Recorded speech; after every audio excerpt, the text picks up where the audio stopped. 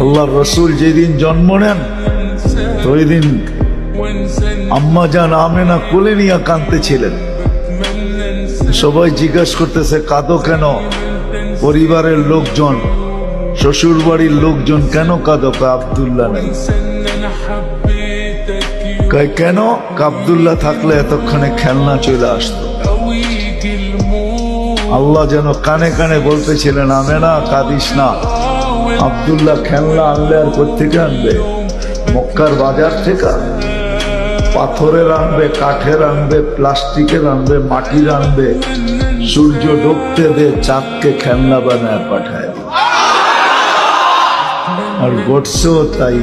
আবু তালেব বলে বিকালে যখন শোয়া দিছি, সূর্য ডুবার পরে যখন শোয়া দিছি, চোখের উপরে তো বাদাল কামরু আইয়াদনু, চাঁদ দ্রুত গতিতে নিচে নামতেছিল।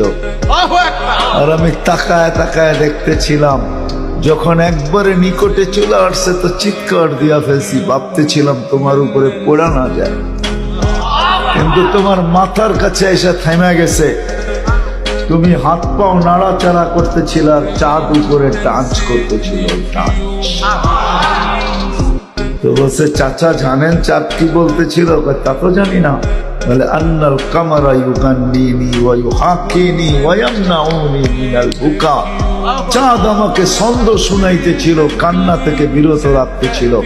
আমি যেন না কাঁদি, কাঁদলে আম্মার কষ্ট হবে। আল্লাহ চাঁদকে আমার সাথে খেলার জন্য খেলনা বানায় পাঠায়।